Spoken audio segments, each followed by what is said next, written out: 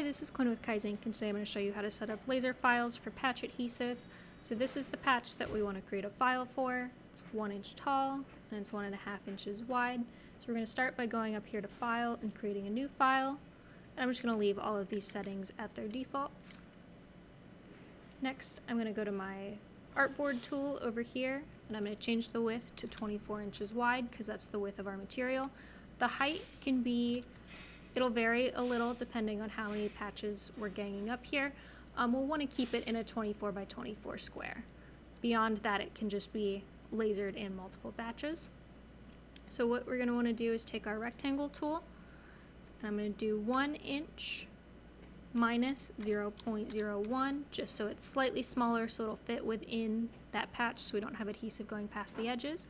And the height, 1.5 minus 0.01. And so now I'm going to get rid of the fill on this so that it's transparent. I'm going to take the black, make sure that it's 100% K, and then on our stroke size, 0.01.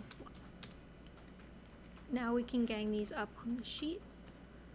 So I'll take it, I'm going to click on it, I'm going to hold Alt and Shift so that as I pull this out, it stays locked to the grid of the other one so that they're in line with each other.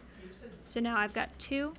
I'm going to do Control D, and that will duplicate the last thing that I did.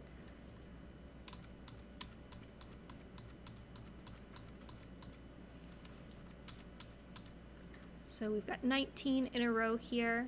I'm just going to copy that down again with holding Alt and Shift to make a second row. And these 2 rows together will get us past our 30. So then I'm just going to take this up so that I'm in there. And then I'm going to rename the artboard with that order number. Dash.